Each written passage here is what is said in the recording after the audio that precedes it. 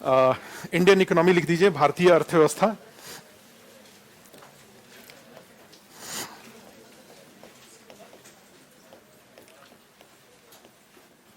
Indian economy,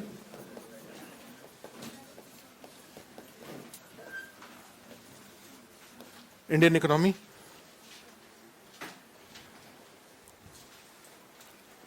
और इसमें first list of topics. अब फिर नए सिरे से इसको लिख लीजिए, जो पीछे हुआ सो हुआ। ठीक है, लिस्ट ऑफ टॉपिक्स में जाओ तो एक टॉपिक इसमें सबसे इंपॉर्टेंट, जो दो टॉपिक है उसमें एक टॉपिक है मुद्रा एवं banking, money and banking. Money and, क्योंकि इकोनॉमिक सर्वे भी हमारे पास है, बजट भी हमारे पास है, तो ये जो क्लास नोट्स होगा वो क्लास नोट्स ज्यादा नए वाले के आधार पे होगा। ठीक है, तो मनी एंड बैंकिंग, और इसमें 3 टॉपिक होगा। एक आरबीआई, दूसरा मनी मार्केट, मुद्रा बाजार,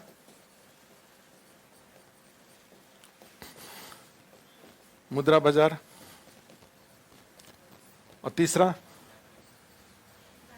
कैपिटल मार्केट, पूंजी बाजार। मनी मार्केट, मुद्रा बाजार वाले में मुख्य रूप से बैंकिंग प्रणाली,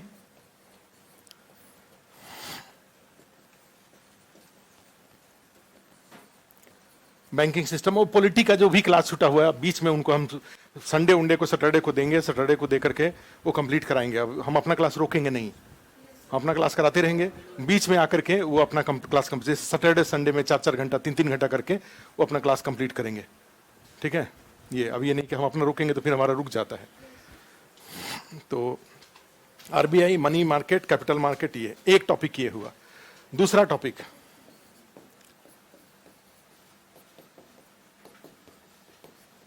तो हमने पूछा, मिथिलेश बोले कि सर उनके शायद बड़े पिताजी का देहांत हो गया है, तो हमने कहा कि कई बार इस तरह से हो जाता है, माने आप, तो बोले कि हाँ सर वो स्टेटस में अपना लगाए हुए थे, व्हाट्सएप के स्टेटस में लगाए हुए थे इस तरह का। तो हमने कहा अच्छा, तब तो दुखद है, फिर कोई बात नहीं। सार्वजनिक वित्त, पब्लिक फाइनेंस, सार्वजनिक वित्त, और इसमें तो मुख्य रूप से टैक्स सिस्टम, बजट, अच्छा इसमें नोट कर सकते हो, बजट,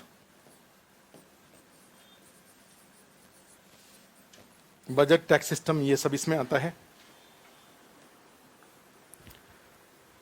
पब्लिक फाइनेंस, जो तीसरा टॉपिक है पीटी पॉइंट ऑफ व्यू से, उसमें लिख लो external factors affecting Indian economy, भारतीय अर्थव्यवस्था को प्रभावित करने वाले बाहरी कारक।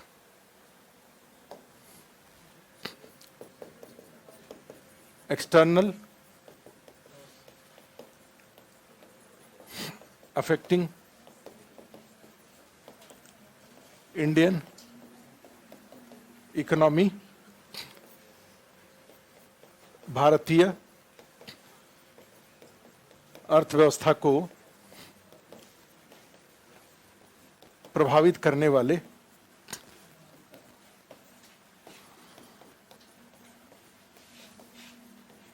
बाहरी कारक। और इसमें एक्चुअली 4 टॉपिक इसमें है।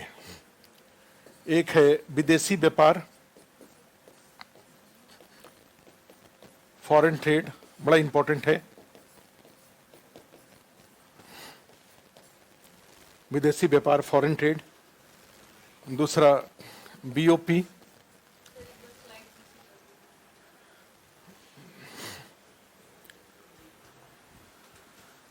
अभी बस लिख लेना, अभी ज्यादा सोचना नहीं है।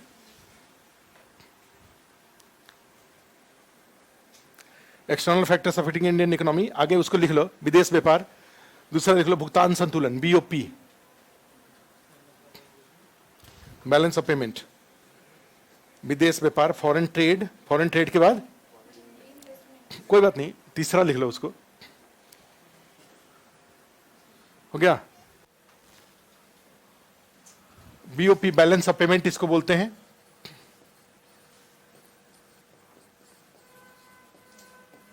पेमेंट या भुगतान संतुलन। और उसके बाद विदेशी निवेश, फॉरेन इन्वेस्टमेंट,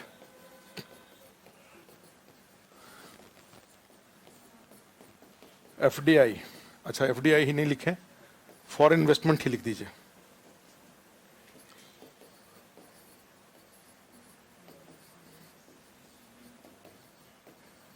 फॉरेन इन्वेस्टमेंट, विदेशी निवेश। इससे रिलेटेड फैक्ट पूछेगा, पिछले 2 साल में, 3 साल में, पिछले 20 साल में भारत में सबसे अधिक फॉरेन इन्वेस्टमेंट किस देश से आया? तो आंसर होता है मॉरिशस। पिछले 2 या 3 सालों में सबसे अधिक विदेशी निवेश किस देश से आया? तो आंसर होता है सिंगापुर। ठीक है, तो पीछे 2-3 साल पूछे तो सिंगापुर, और पूरे 22 साल पूछे तो मॉरिशस से विदेशी निवेश सबसे ज्यादा आया हुआ है। तो ये हुआ। उसके बाद एक और आता है इंटरनेशनल फाइनेंशियल इंस्टीट्यूशन, अंतर्राष्ट्रीय वित्तीय संस्थाएं। इंटरनेशनल फाइनेंशियल इंस्टीट्यूशन, अंतर्राष्ट्रीय वित्तीय संस्थाएं। International financial institution,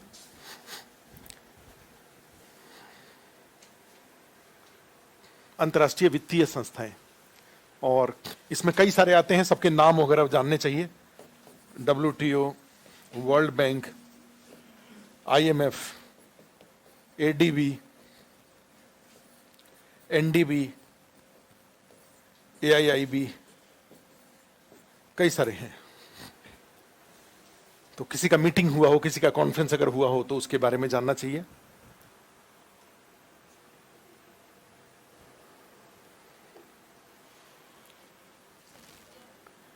NDB, ADB, Asian development bank, AIIB है, Asian infrastructure investment bank, Asian infrastructure investment bank. तो ये तो तीसरा टॉपिक था। पहला टॉपिक मनी बैंकिंग, दूसरा टॉपिक पब्लिक फाइनेंस, तीसरा टॉपिक एक्सटर्नल फैक्टर्स। माने बाकी देखो, इकोनॉमी के 2 पार्ट हैं। एक पार्ट है ऐसे इकोनॉमिक एक्टिविटीज जिसका दोनों पैर देश के अंदर ही है। एग्रीकल्चर दोनों पैर देश के अंदर है, इंडस्ट्री दोनों पैर देश के अंदर है, गरीबी बेरोजगारी दोनों पैर देश के अंदर है। ठीक है, कुछ ऐसे इकोनॉमिक इशूज है जिसका एक पैर देश के अंदर है और दूसरा पैर देश के बाहर है। जैसे फॉरेन ट्रेड, विदेशों से आयात और विदेशों को निर्यात, एक्सपोर्ट टू इंपोर्ट टू। उसी तरह से फॉरेन इन्वेस्टमेंट, बाहर से अंदर, अंदर से बाहर।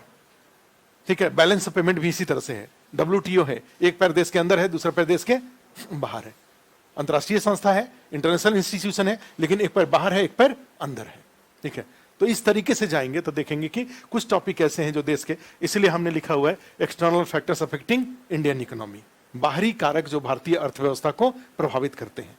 क्लियर है ये? अच्छा, अब चलो 4th टॉपिक, चौथा टॉपिक, ह्यूमन रिसोर्स।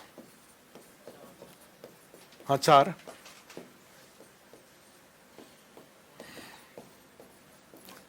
ह्यूमन,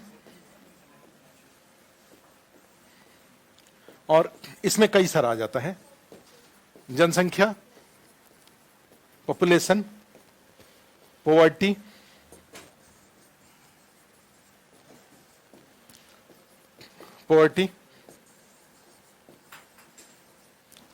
बेरोजगारी, अनएम्प्लॉयमेंट,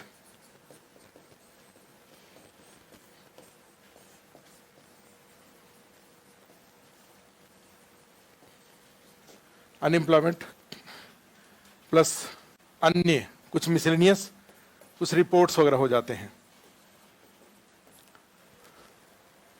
कुछ रिपोर्ट्स वगैरह।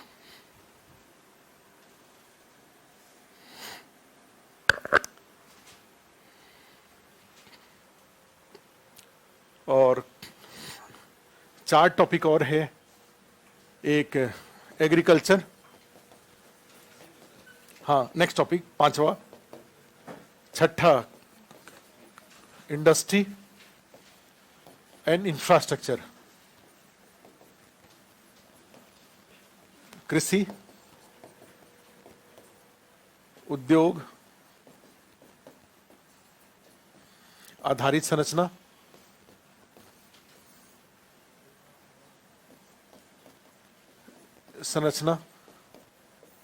फिर एक और है नेशनल इनकम, राष्ट्रीय आय।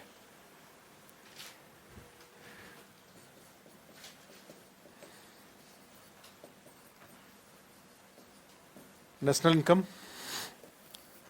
और फिर है योजना नीति आयोग। चलो नीति आयोग,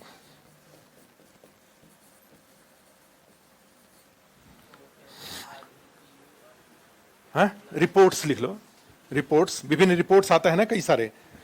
हाँ जैसे राहुल गांधी ने लिखा कि भारत खुशहाली सूचकांक में, शायद हैप्पीनेस इंडेक्स में भारत का स्थान और नीचे चला गया है, हाँ? और नीचे चला गया है। तो हमने लिखा कि राहुल गांधी, तो भाई उसके लिए कारण खोजा जाए तो सबसे बड़ा कारण तो खुद ही राहुल गांधी खुद ही है। नहीं, राहुल गांधी खुद नहीं है उस हैप्पीनेस इंडेक्स से नीचे जाने का। इतना भारी आदमी सब समय अगर दुखी रहेगा, भाई इतिहास में 1950 से भारत स्वतंत्र हुआ, अकबर 50 साल तक शासन किया था देश में, 1542 से लेकर के 1556 से लेकर के 1605 तक, अराउंड 49 ईयर्स अकबर ने शासन किया। ऐसा तो नहीं होगा कि अकबर के लोग विरोधी नहीं रहे होंगे, उन्हें जीना छोड़ दिया था। तो ऐसा हो सकता है कि आप मोदी के विरोधी हो सकता है कि आप योगी के विरोधी हो सकता है कि आप नीतीश कुमार जी के विरोधी हो, तो जीना छोड़ देंगे कि जीते रहेंगे? जीते रहेंगे ना भाई। ठीक है, अखिलेश भैया नहीं बने, तेजस्वी भैया नहीं बने ना, तो क्या हो गया नहीं बने तो? बहुत उम्र है, अगली बार बनेंगे। इतिहास में 5 साल, 6 साल, 10 साल, भारत को स्वतंत्र हुए ही 75 साल हो गया। तो भाई 75 साल हो गया तो 10 साल मान लो, 10 साल मोदी जी को जी लीजिए। ऐसा नहीं होगा कि 10 साल में सारा धरती इधर से उधर। आप अपना काम करते रहिए। जो काम करने वाले के लिए तो कोई काम करने वाले के लिए कहां दिक्कत है? जो दिन रात सोशल मीडिया पे लटका हुआ है और दूसरे के काम में भागीदारी कर रहा है, जो दिन रात टीवी खोल के बैठा हुआ है, टीवी को बंद कर दीजिए तो देश बिल्कुल शांत है। देश बिल्कुल शांत है। और टीवी को खोल दीजिए तो, रवीश कुमार का टीवी चैनल खोल दीजिए तो लगेगा कि अब तो देश जीने लायक। अर्णब गोस्वामी का टीवी चैनल खोल दीजिए तो लगेगा कि बस अब तो देश, इससे अच्छा तो कोई दुनिया में देश है ही नहीं।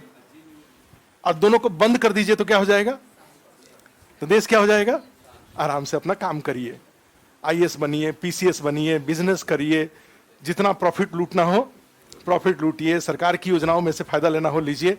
देश बिल्कुल शांत है। तो हो क्या? हम समस्या मोदी योगी नहीं है। समस्या क्या है? समस्या हम खुद हैं। सोशल मीडिया से दूर रहिए, आराम से अपना काम करिए। आपके काम करने में कहीं कोई बाधा नहीं है। यहां से आप पंजाब देखा, अरविंद केजरीवाल जी, सारा ये सिस्टम रहते हुए भी अरविंद केजरीवाल जी ने पंजाब जीत लिया कि नहीं जीत लिया? तो आपको पीसीएस बनने से कौन हाथ पकड़ के रखा हुआ है, रोक के रखा हुआ है? कोई नहीं रखा हुआ है। ठीक है, तो हैप्पीनेस इंडेक्स में नीचे इंडिया नीचे चला गया। और इस बात का दुख अगर रवीश कुमार रोए, पूरा देश को 1 घंटा तक दुखी रखते हैं। पूरे देश को 1 घंटा दुखी रखते हैं नहीं रखते हैं रवीश कुमार? अरे देश में बड़े सारे काम है, बड़े अच्छे लोग, आपके पास कोई जब काम नहीं मिल रहा है तो कौन स्वामी कौन नंद थे जिनको कि पद्म श्री की पद्म भूषण मिला हुआ है? इतने ही जो बंगाल वाले हैं, जो 125 की 26 साल उनका एज है, बनारस में है योगा वाले, आप उनको दिखाए, आप उनको टीवी पे दिखाइए। नहीं, लोगों को और इंस्पिरेशन मिलेगा। और भी देश में ऐसे बड़े सारे दबे दबे लोग हैं, उनको उठा के दिखाइए, पब्लिक प्लेटफॉर्म पे ले आइए। वो विनोद कापरी है, वो लड़का, एक हमारा बड़ा खास परिचित लड़का था, यही मुखर्जी नगर में रहता था, बाद में आज तक पे चला गया था। तो उसकी बेटी को लेकर के एक विनोद कापरी जो है ना, वो एक पिक्चर बनाया था, उसका नाम था पीहू। आप लोगों ने देखा नहीं है पिक्चर? बहुत खराब पिक्चर है वो। और खराब पिक्चर का मतलब यह है बहुत माने दुखी वाला पिक्चर है, बहुत सेंसिटिव इशू है। उसकी मदर मर जाती है, उसी के ऊपर वो बच्ची है, छोटी सी बच्ची है, उसको समझ में नहीं आता है क्या करें क्या करें। बाद में वो भी ऊपर से गिर जाती है नीचे, उसका भी डेथ हो जाता है। तो बड़ा वो लड़का वो है छत्तीसगढ़ का है, हम मुखर्जी नगर में रहता था, हमारे छोटे भाई का रूम पार्टनर था। बाद में आज तक में काफ़ी सीनियर पोस्ट पे था। तो उसी की बेटी के ऊपर वो पिक्चर, उसी के बेटी ने एक्टिंग करी है उसमें। जो बच्ची जो एक्टर है उसमें पीहू पिक्चर में, उसी की बेटी है। तो विनोद कापरी उससे फेमस हुए थे। तो देखो एक अल्मोड़ा का लड़का है, वो पता चला कि मैकडोनल्ड में काम करता है, मिलिट्री में उसको सिलेक्शन पाना है, तो 10 किलोमीटर रोज पैदल जाता है नोएडा में। तो भाई दुनिया में दिखाने के लिए, दुनिया में करने के लिए बहुत सारी चीजें। पूरे देश को दुखी रखेंगे तो हैप्पीनेस इंडेक्स में क्या हो जाएगा, स्थान का नाम नीचे चला जाएगा। चलो क्या लिखे, नीति आयोग। अच्छा, उसके बाद तो ये सारे के सारे टॉपिक्स हैं इकोनॉमिक्स में जहां से आपके क्वेश्चन पूछे जाते हैं। अब इसको पढ़ेंगे कहां से, ठीक है, इसका स्रोत, तो इसका लिख लो स्रोत, सोर्सेज, स्रोत, ठीक है। तो स्रोत में जाएंगे तो आपके पास एक स्रोत है, सबसे इंपॉर्टेंट स्रोत है, यहां से जाएंगे तो फिर हो जाएगा प्रिंटेड नोट्स, ठीक है। अब यहां से देखो किसी टेक्स्ट बुक की जरूरत नहीं है। यहां बीपीएससी पीटी में किसी टेक्स्ट बुक की जरूरत नहीं होती है।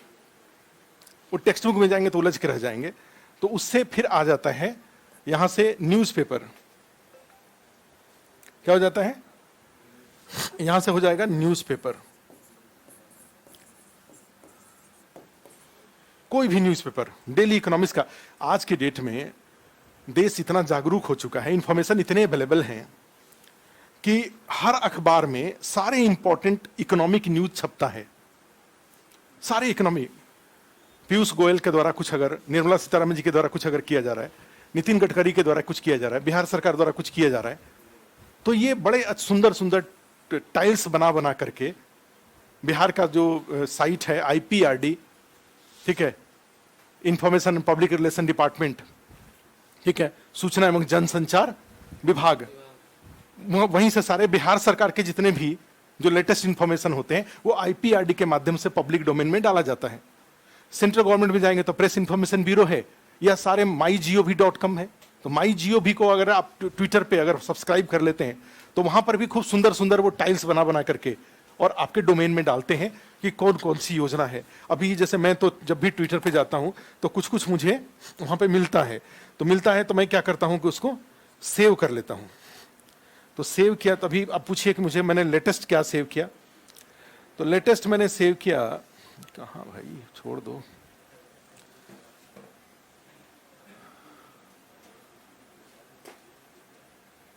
मैं बता रहा हूं क्या मैंने सेव किया, बड़ा इंपॉर्टेंट चीज आया था।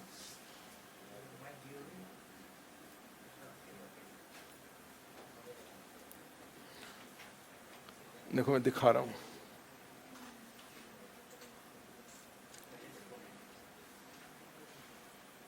एक मैंने,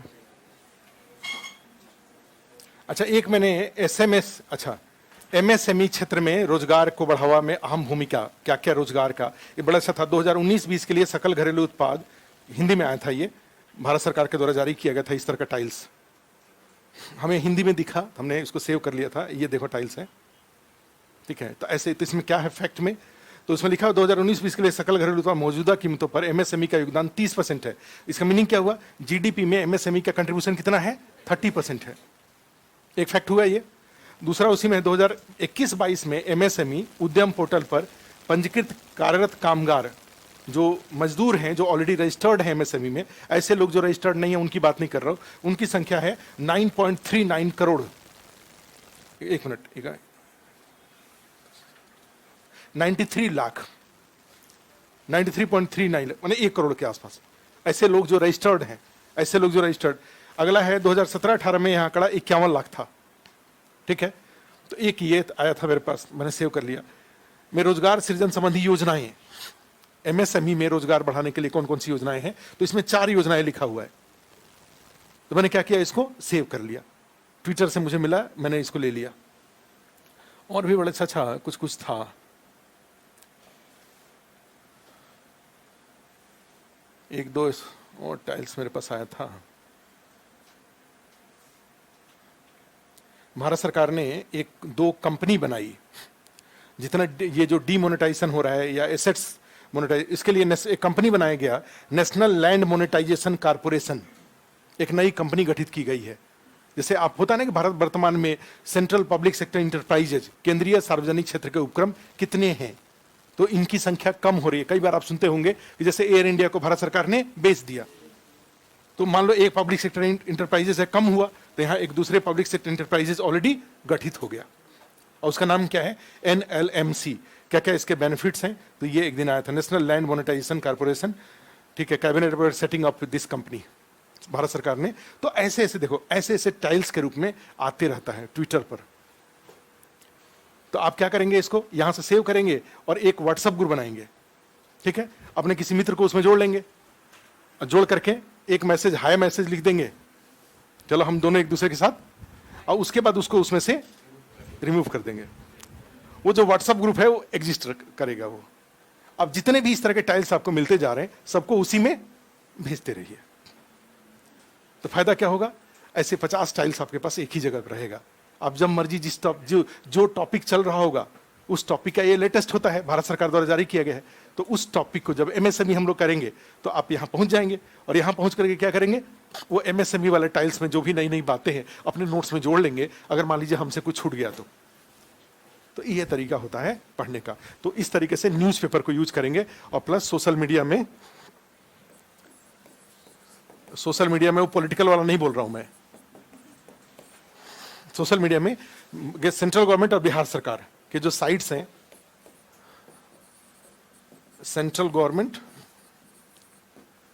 और बिहार गवर्नमेंट, बिहार गवर्नमेंट में दो, एक तो IPRD, अच्छा इसका ट्विटर, एक ही चीज है बस, आप उसको ट्विटर का IPRD और CM बिहार, ये सेंट्रल गवर्नमेंट में जाएंगे तो कई सारे हैं, MyGov भी है, एक और इसमें बिहार वाले में अगर सब्सक्राइब करना चाहें, चाहे कितना भी बड़े विरोधी हो, BJP बिहार, BJP बिहार को ट्विटर को फॉलो कर लीजिए, क्योंकि ये सरकार की जितनी योजनाएं होंगी वो योजनाओं को जरूर बताएंगे ये। और अगर RJD बिहार अगर कर लीजिएगा, तो ये सरकार की जितनी योजनाओं की आलोचना है, वो आलोचना आपको वहां पर, क्रिटिसिज्म वहां पर मिल जाएगा कि अब तो बिहार डूबा, ठीक है। तो BJP बिहार को सब्सक्राइब करेंगे तो पॉजिटिव वाला मिलेगा, माने सरकार के द्वारा क्या किया जा रहा है वो थोड़ा बढ़ा चढ़ा के मिलेगा, और RJD बिहार को सब्सक्राइब करेंगे तो क्या मिलेगा, उसकी कटाई छटाई मिलेगी आपको, ठीक है। तो ये दोनों के दोनों, ये से भी चाहें तो आप ले सकते हैं, MyGov भी, और plus ministry of finance, Nirmala Sitharaman का, पीयूष गोयल को, इस सबको सब्सक्राइब कर लीजिए, ठीक है। तो ये है, तो न्यूज़पेपर, सोशल मीडिया और जो मैगजीन करंट अफेयर्स के लिए पढ़ते हैं उसमें होता ही है। कोई भी पत्रिका, सारे पत्रिकाओं में इकोनॉमिक इश्यूज होता है।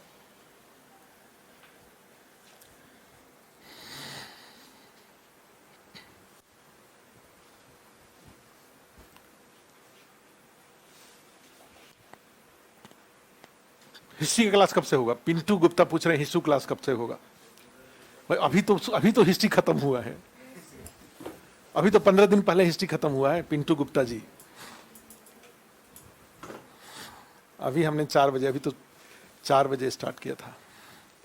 तो पिंटू गुप्ता जी, इतिहास अभी बहुत देर बाद अब इतिहास दोबारा आएगा, अभी कुछ घटनाएं घटेंगी तब ना इतिहास फिर बनेगा, समझ गए। ये सारे स्रोत होंगे, हेडिंग डाल दो।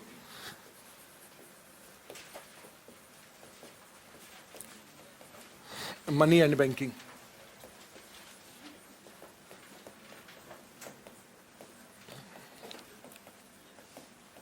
मुद्रा एवं बैंकिंग,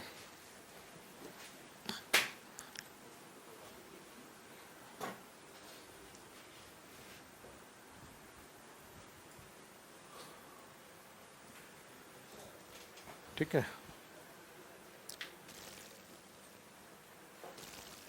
मुद्रा एवं बैंकिंग, ठीक है। तो इसमें है कि 3 पार्ट है। कौन कौन से? आरबीआई, बैंकिंग, बैंकिंग प्रणाली और शेयर बाजार। Banking system,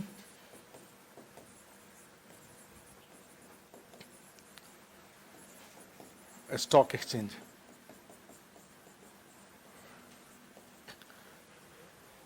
stock exchange,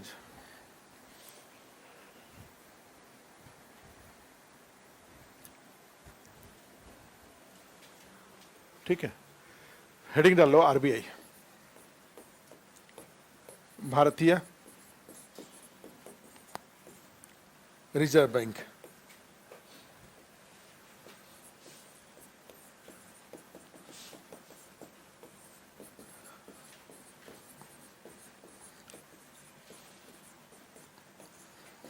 reserve bank of India, reserve bank of India, ठीक है।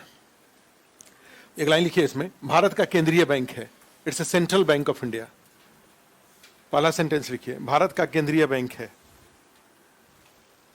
It's a central bank of India. लिखा हुआ है तब भी लिखो, फिर दोबारा।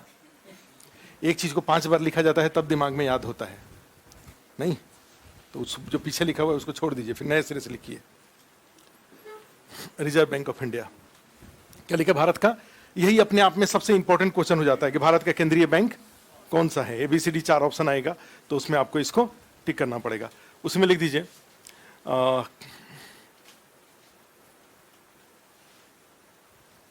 एक्चुअली इसकी स्थापना का जो स्टोरी है, तो भारत में जैसे सरकार के साथ बैंकिंग सुविधा के लिए जो इंडिया में ब्रिटिश रूल एस्टैब्लिश्ड हुआ, तो उसमें 3 प्रेसिडेंसी बनाई गई। एक सबसे पहले कलकत्ता प्रेसिडेंसी, मुंबई प्रेसिडेंसी और मद्रास। तीनों प्रेसिडेंसियों में सरकार को सपोर्ट, फाइनेंशियल सपोर्ट करने के लिए, मुद्रा प्रबंधन के लिए, यहां पर तीनों में एक एक प्रेसिडेंसी बैंक स्थापित किए गए। उसको कहा जाता है जैसे presidency bank of Bengal, presidency bank of Mumbai और प्रेसिडेंसी बैंक ऑफ मद्रास। एक 1806 में प्रेसिडेंसी बैंक ऑफ बंगाल, 1840 में प्रेसिडेंसी बैंक ऑफ मुंबई और 1843 में प्रेसिडेंसी बैंक ऑफ मद्रास स्थापना की गई। इन तीनों बैंकों को मर्ज करके 1921 में इंपीरियल बैंक की स्थापना की गई, ठीक है। और इंपीरियल बैंक के साथ गड़बड़ी यह था कि वो एक ही साथ कमर्शियल बैंक के रूप में भी और दूसरे साइड सेंट्रल बैंक के रूप में भी, क्योंकि तब भारत में निजी बैंक बहुत सारे स्थापित होने शुरू हो गए थे। 1865 में इलाहाबाद बैंक, 1894 में PNB, bank of Baroda, bank of India 1915 में, बहुत सारे प्राइवेट बैंक आ गए थे। तो इन बैंकों ने, ये कहा जाता है कि वो उसके ऊपर उसको कहा जाए क्लैश ऑफ इंटरेस्ट या कॉन्फ्लिक्ट ऑफ इंटरेस्ट का मुद्दा उठाया कि आप एक ही आप संस्था है और आप ही सेंट्रल बैंक के रूप में भी काम कर रहे हैं और आप ही कमर्शियल बैंक के रूप में भी काम कर रहे हैं, तो ऐसी पूरी संभावना है कि सेंट्रल बैंक के रूप में आप वही सारे पॉलिसी जारी करेंगे जो आपके कमर्शियल इंटरेस्ट को पूरा करेगा, ठीक है। तो फिर आया कि हाँ, ये बात तो सही है। तो ऐसी स्थिति में क्या किया जाना चाहिए? इंपीरियल बैंक के को व्यवसायिक बैंक के रूप में काम करने देते हैं और जो उसका सेंट्रल बैंक वाला रोल था वो उससे ले लेते हैं और लेकर के वो एक अलग से बैंक स्थापित करके उसको दे देते हैं, ठीक है। तो उसके लिए 1926 में एक कमेटी बनाई गई, उसको हिल्टन यंग प्लान के नाम से जाना जाता है, और उसके रिकमेंडेशन 1931 में उसका रिकमेंडेशन आया था, ठीक है। और उसके आधार पर RBI एक्ट 1935 एक कानून बनाया गया और उस कानून के आधार पर 1 अप्रैल 1935 को RBI की स्थापना की गई। और इस तरह से RBI कोई कॉन्स्टिट्यूशनल संस्था नहीं है। RBI क्या है? RBI एक स्टैट्यूटरी बॉडी है। स्टैट्यूटरी बॉडी का मतलब यह हुआ कि संसद द्वारा पारित कानून के आधार पर इसका गठन हुआ है। RBI was not established according to recommendation of cabinet, जैसे योजना आयोग, नीति आयोग क्या है? कैबिनेट के रिकमेंडेशन पर स्थापित किया गया, कैबिनेट के डिसीजन पर स्थापित किया गया। लेकिन यहां पर जाएंगे तो यह कैबिनेट के डिसीजन पर स्थापित नहीं किया गया है, यह पार्लियामेंट के कानून के आधार पर गठित किया गया है, लेकिन इसका संविधान में कोई उल्लेख नहीं है। इसलिए यह एक संवैधानिक संस्था नहीं है, यह एक वैधानिक संस्था है, स्टैट्यूटरी बॉडी है यह। क्लियर है? तो उसी में एक लाइन लिख दीजिए, देखो आरबीआई एक्ट 1935 के आधार पर, on the basis of RBI act 1935, 1935 के आधार पर 1 अप्रैल, on 1 April 1935, 1 April 1935, RBI was established in Kolkata. RBI act 1935 के आधार पर 1 अप्रैल 1935 को आरबीआई की कलकत्ता में स्थापना की गई। आरबीआई was established, ठीक है, ऑन 1 अप्रैल 1935 इन कोलकाता। ठीक है, तो इसका मीनिंग क्या हुआ? अभी आरबीआई कहां है? मुंबई में। अभी आरबीआई का हेड ऑफिस कहां है? मुंबई में है, लेकिन initially it was established in Kolkata. ठीक है, उसी में लिख दीजिए 1937 में, in 1937 its head office was transferred to Mumbai. 1937 में इसके मुख्यालय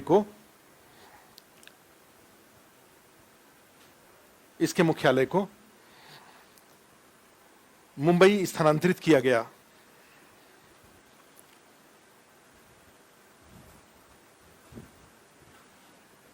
तब से इसका मुख्यालय मुंबई में है। Till then its head office is situated in Mumbai. तब के बाद से लेकर अब तक इसका मुख्यालय कहां है? मुंबई में है।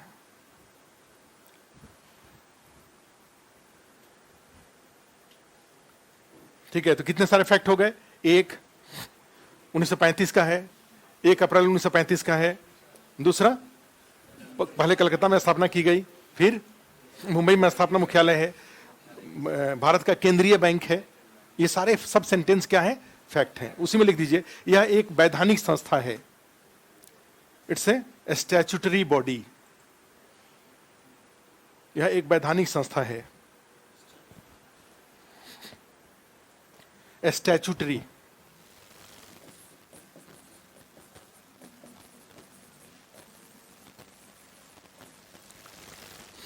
यह एक वैधानिक संस्था है, स्टैट्यूटरी बॉडी है। ठीक है, अच्छा, जब इसकी स्थापना की गई, अच्छा लिख, एक लाइन लिख लो, आरबीआई का प्रमुख गवर्नर होते हैं। Head of RBI is governor. RBI का प्रमुख गवर्नर होते हैं।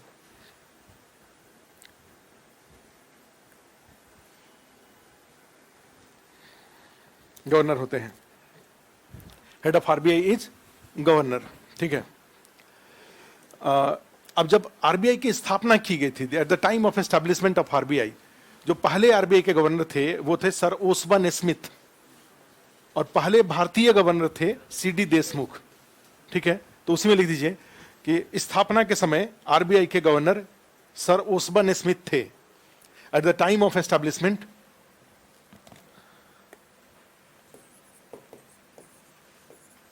सर ओसबर्न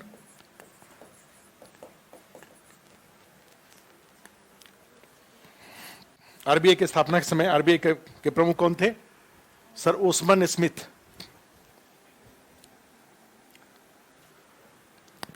ब्रैकेट में लिख सकते हो पहले गवर्नर, फर्स्ट गवर्नर।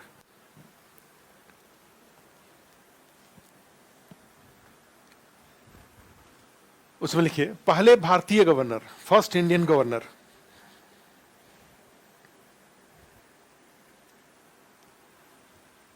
पहले भारतीय governor.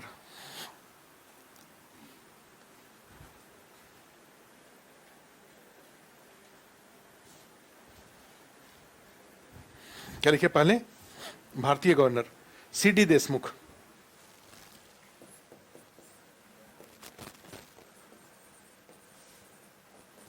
CD Deshmukh,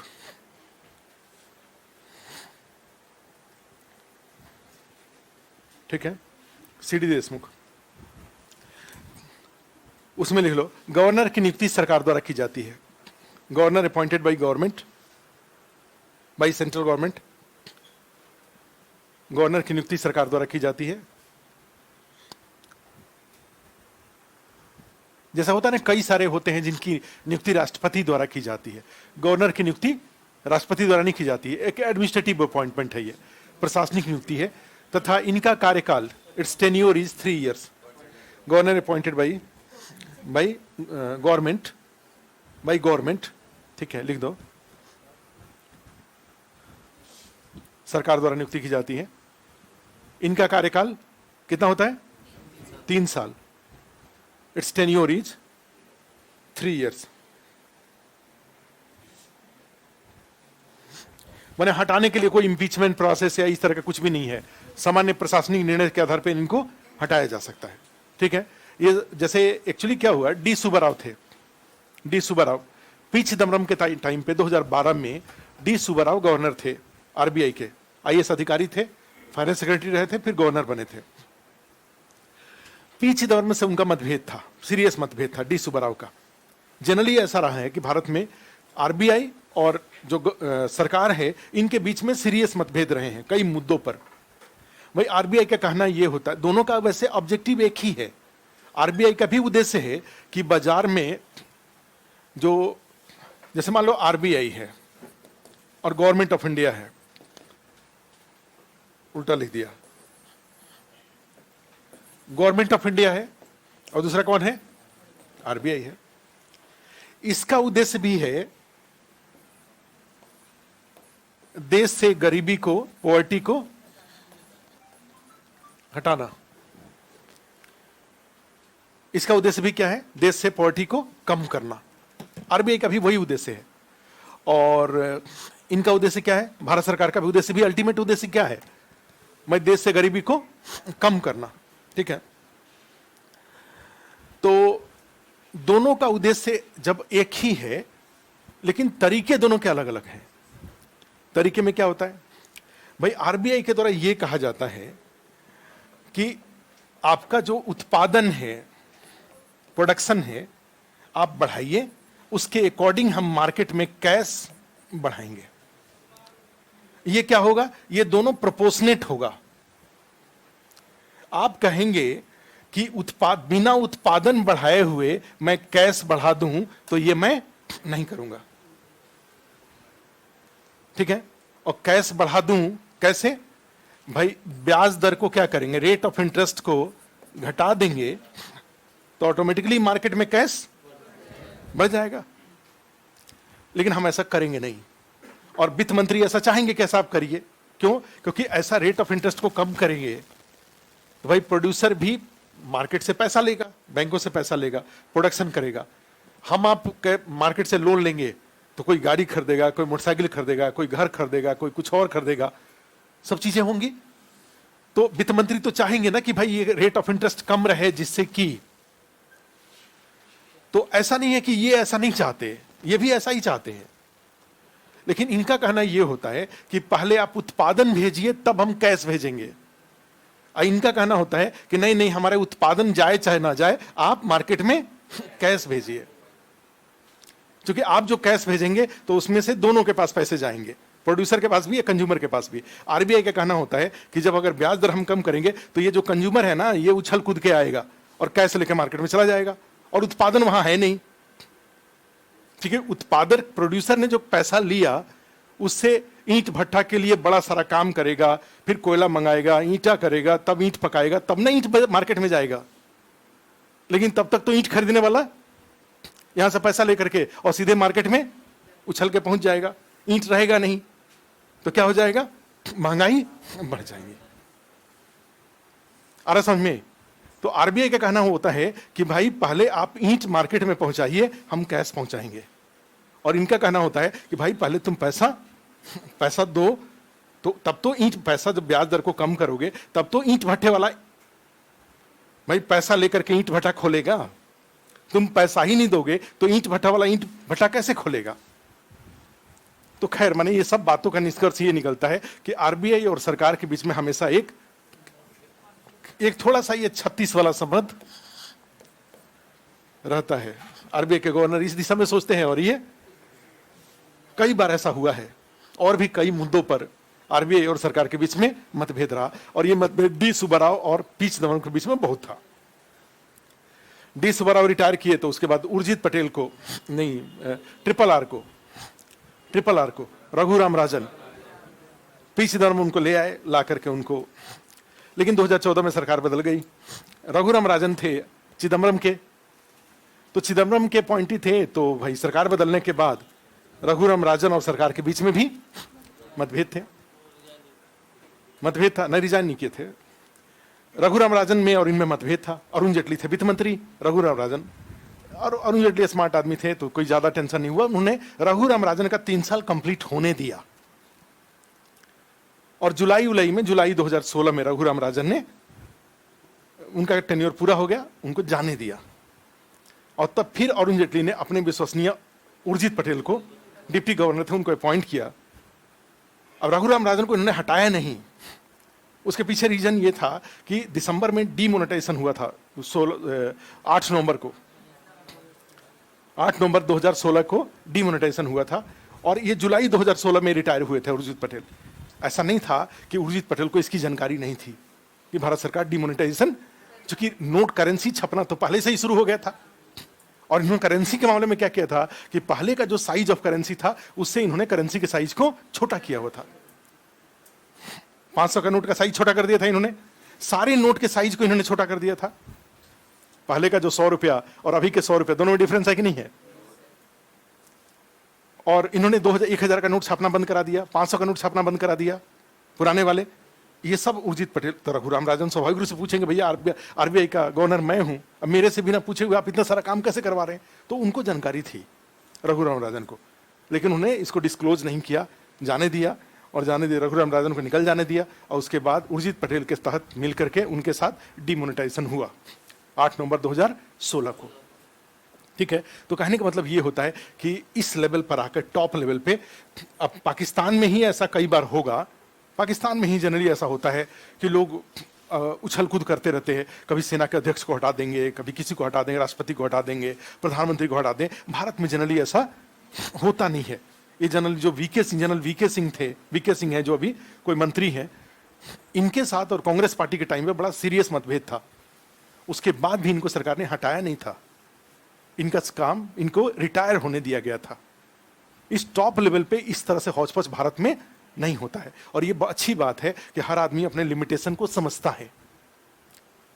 otherwise abstract power के तहत क्या होगा भाई, मैं अपना, पाकिस्तान की सबसे बड़ी गड़बड़ी क्या है कि वहां पे जो भी प्राइम मिनिस्टर बनता है अपने आप को वो अल्लाह समझने लग, भगवान समझने लगता है, और उसके बाद फिर सेना वाले आते हैं, उनका कान पकड़ करके उनका टाटा बाय बाय करा देते हैं।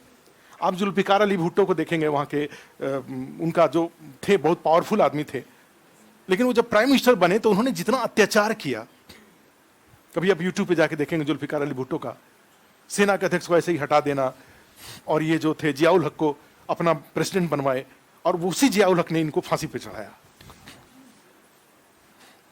फिर नवाज शरीफ ने भी यही काम किया, उन्होंने सेना के हेड को हटाया, और इनको कौन थे, मुशर्रफ को, सेना का, अब बाद में मुशर्रफ ने ही उनको विदेश भेजा छुट्टी पर।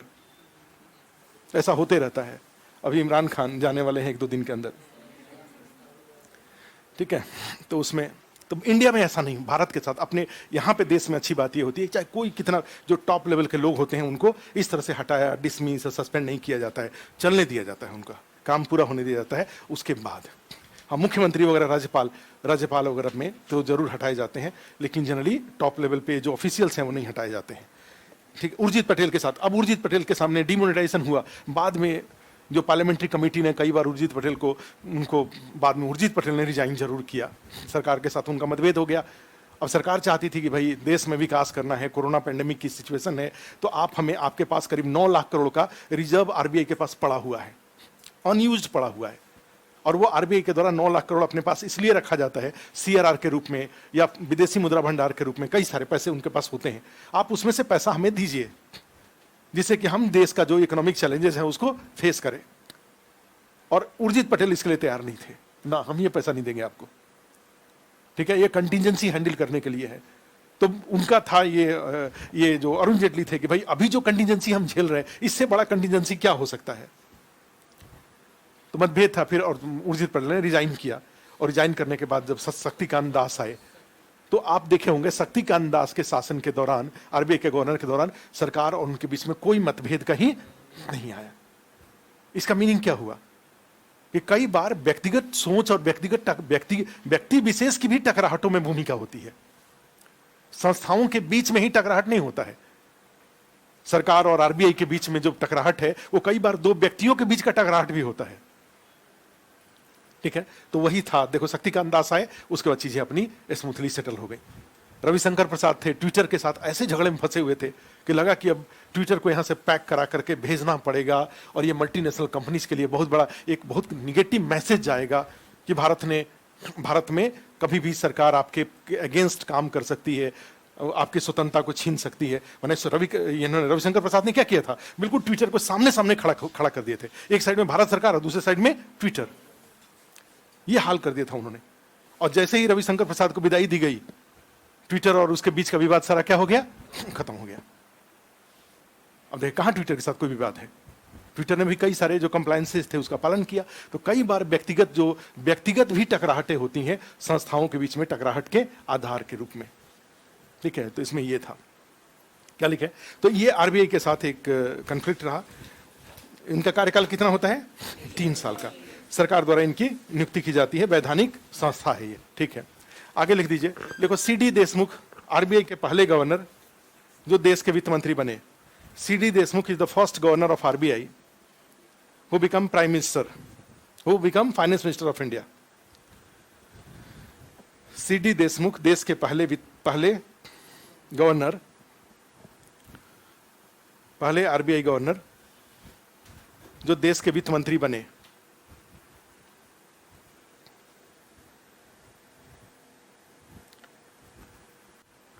CD Deshmukh is the first governor of RBI who become finance minister of India. दूसरे कौन है, और ऐसा कोई भी गवर्नर जो कि देश के प्रधानमंत्री बने, ठीक है, याद रहेगा। मनमोहन सिंह आरबीआई के गवर्नर थे, उसके बाद वित्त मंत्री बने, और उसके बाद फिर प्रधानमंत्री बने, ठीक है। तो ये एक ऐसी पर्सनालिटी है मनमोहन सिंह,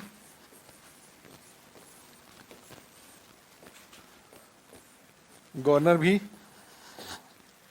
फाइनेंस मिनिस्टर भी, और प्राइम मिनिस्टर भी बने। ये भी सीडी देशमुख 2 ही थे, गवर्नर और फाइनेंस मिनिस्टर थे, ठीक है। आगे लिखिए, देखो आरबीआई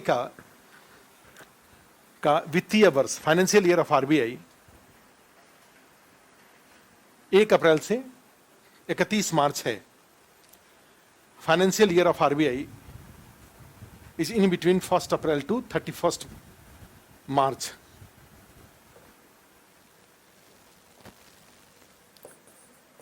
आरबीआई का वित्तीय वर्ष, फाइनेंशियल ईयर, कब से कब के बीच में है, 1 अप्रैल टू 31 मार्च। लिख लो, जबकि पहले, whereas earlier, पहले यह 1 जुलाई से 30 जून, 1 जुलाई से 30 जून के बीच, अभी 2 साल पहले चेंज किया गया है फाइनेंशियल ईयर इसका, मतलब लेखा वर्ष बोलते हैं ना उसको, अकाउंटिंग ईयर। आरबीआई का जो अकाउंट सेटल होगा वो अकाउंट 1 अप्रैल से 31 मार्च के बीच में, ठीक है, साल खत्म हो जाएगा। पहले 1 जुलाई से 30 जून होता था। इसी में लिख लो, आरबीआई का राष्ट्रीयकरण, RBI was nationalised on 1 January 1949। RBI का राष्ट्रीयकरण 1 जनवरी 1949 को किया गया। RBI was nationalized on 1 जनवरी 1949।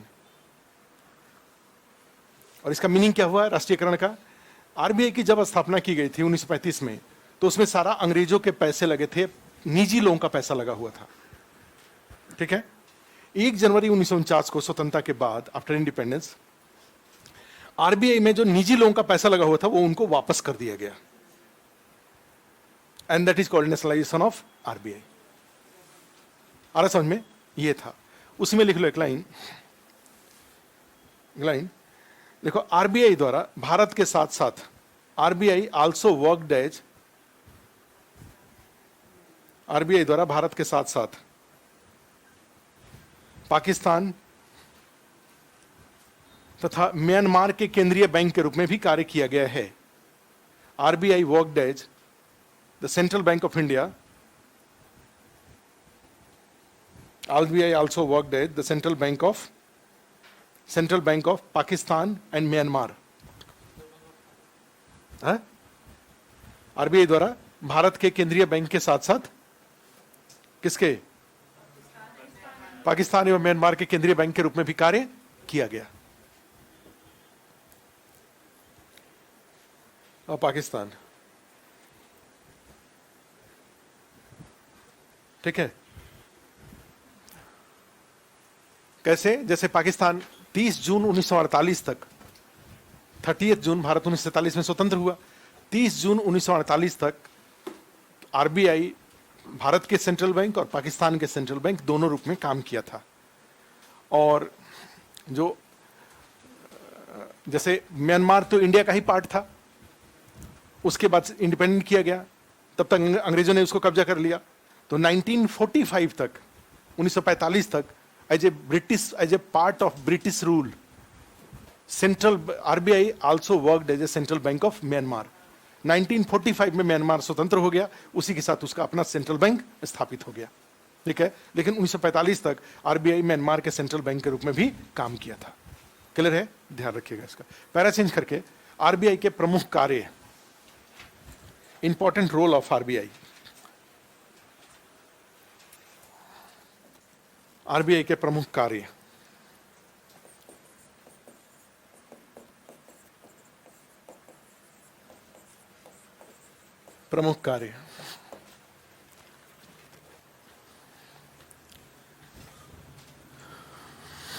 जैसे नहीं कहा जा, कई बार होता है, अभी बिहार का एक न्यूज देख रहे थे, ट्विटर पे आ रहा है, अभी बिहार में मुकेश सहनी जी हैं, अभी बहुत बिजी हैं। नहीं, कई बार जीवन में चीजें कई बार आसानी से मिल जाती हैं, तो जिस जीवन में चीजें आसानी से मिल जाती हैं ना, तो आदमी को उसका वैल्यू समझ में, अगर पीसीएस की तैयारी कराया जाता तब समझ में आता कि पद पाना उतना आसान नहीं होता है।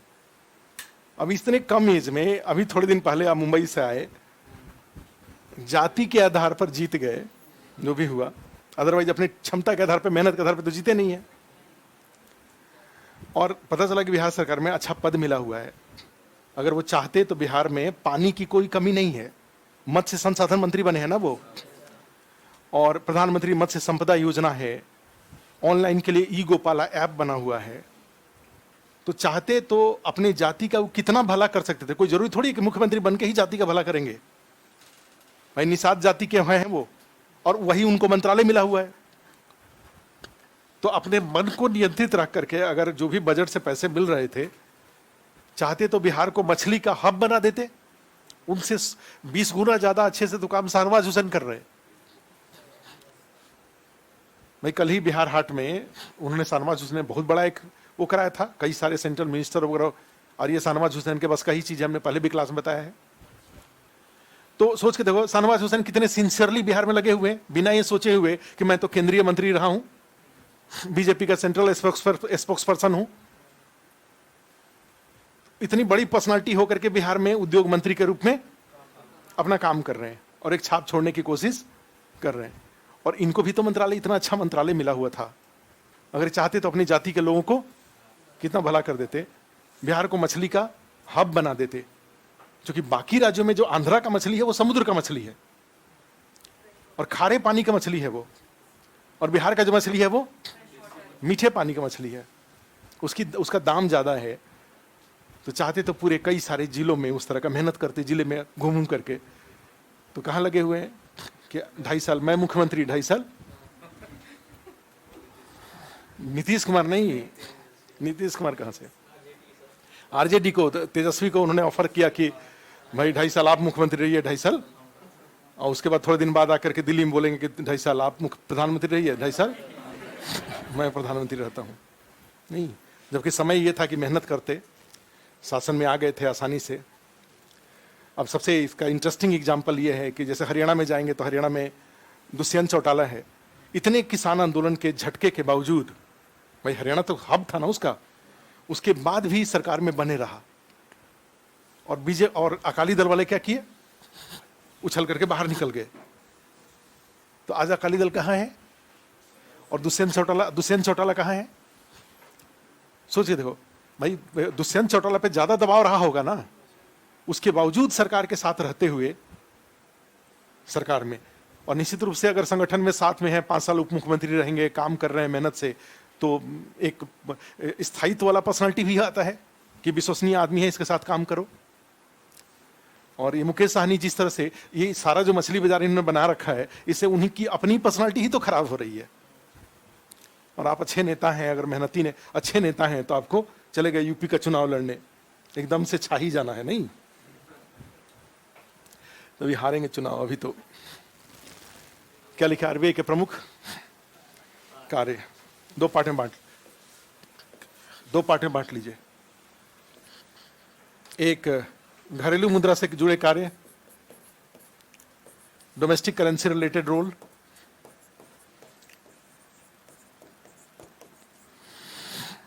डोमेस्टिक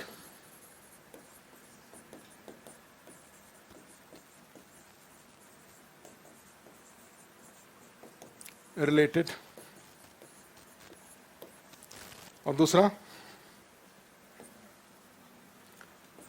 विदेशी मुद्रा से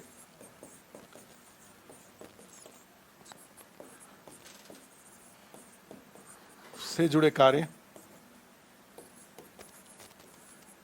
फॉरेन करेंसी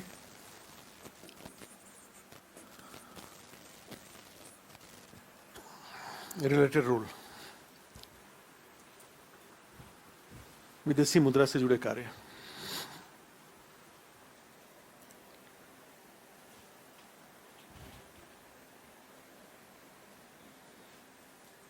ठीक है, इस वाले में जाइए।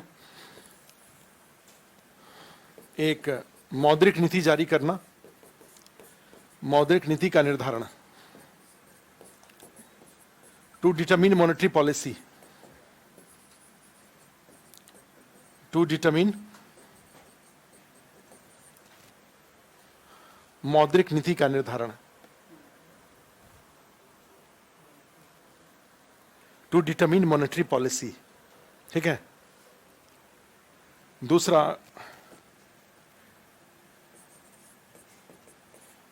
मुद्रा की छपाई, प्रसार, currency printing, circulation and measurement, currency printing, circulation and measurement, मुद्रा की छपाई, प्रसार एवं माप।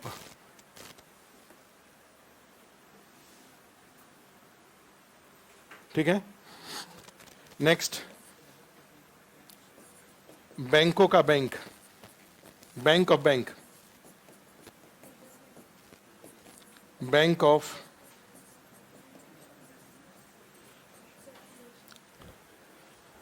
Circulation, currency printing, circulation and measurement.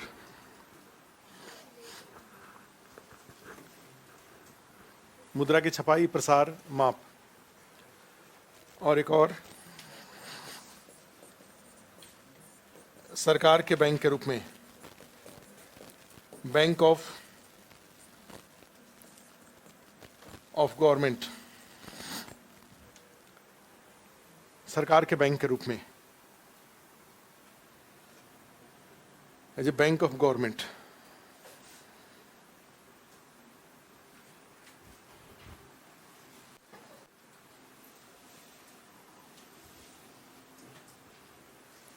As a bank of government.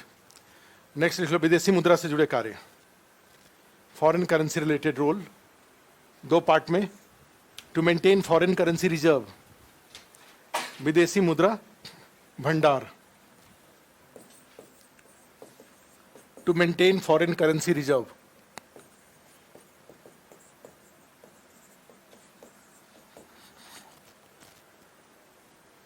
To maintain foreign currency reserve. और दूसरा विदेशी मुद्रा विनिमय, फॉरेन करेंसी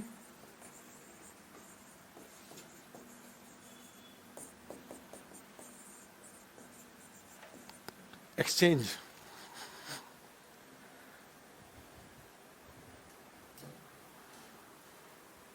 ठीक है, तो आरबीआई के ये सारे कार्य हैं, प्रमुख कार्य। फर्स्ट लिख दीजिए मौद्रिक नीति।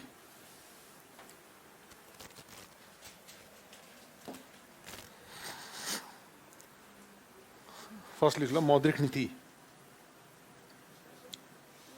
तो यही सबसे बड़ा क्वेश्चन, तो यही पहला ही सेंटेंस सबसे इंपॉर्टेंट क्वेश्चन है कि मौद्रिक नीति किसके द्वारा जारी किया जाता है? आरबीआई के द्वारा या भारत सरकार के द्वारा?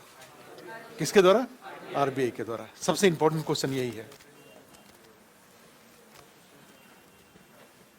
तो लिख लो आगे मौद्रिक नीति में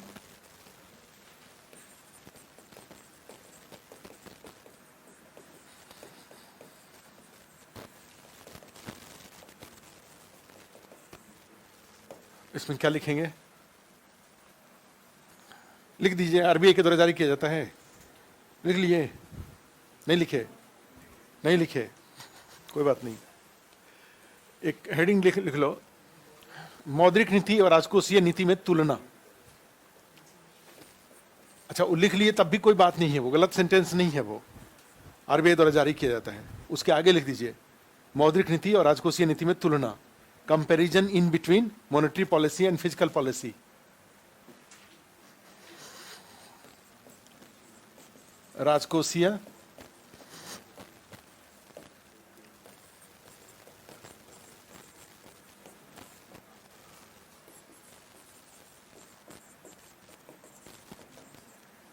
कंपैरिजन बिटवीन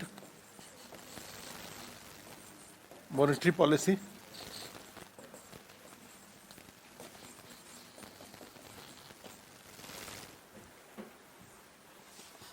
क्या लिखे? Comparison in between monetary policy and physical policy में तुलना। लिख लिए? एक साइड में लिख लो मॉनेटरी पॉलिसी, मौद्रिक नीति, और दूसरे साइड में फिजिकल पॉलिसी, राजकोषीय नीति।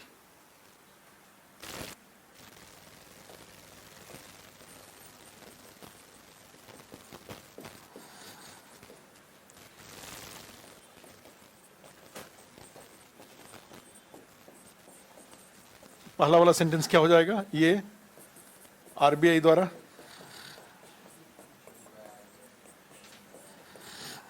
Published by RBI, published by RBI, और ये वित्त मंत्रालय,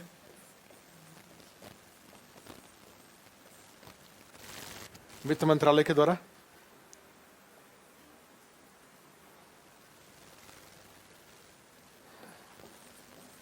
वर्ष में 6 बार, 6 times in a year, वर्ष में 1 बार, once in a year, budget के रूप में, इन फॉर्म ऑफ बजट,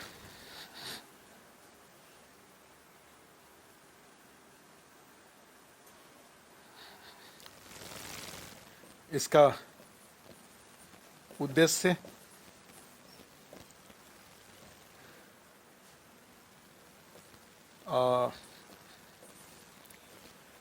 बाजार में objective balance supply of currency या कंट्रोल्ड सप्लाई ऑफ करेंसी, बाजार में मुद्रा की संतुलित आपूर्ति, बैलेंस सप्लाई ऑफ करेंसी या एडिक्वेट सप्लाई ऑफ करेंसी। और यहां पर मुद्रा का उपयोग, यूज ऑफ करेंसी, पूरा physical policy use of currency पर आधारित होता है। 10 पैसा यहां जाएगा, 5 पैसा यहां जाएगा, 6 पैसा यहां खर्च होगा, पर आधारित होता है। ठीक है, और ये एडुकेट अवेलेबिलिटी ऑफ करेंसी पर बेस्ड होता है। क्लियर है? इसका उद्देश्य मुद्रास्फीति या महंगाई को नियंत्रित करना, टू कंट्रोल इन्फ्लेशन और price rise, to control inflation और प्राइस राइज।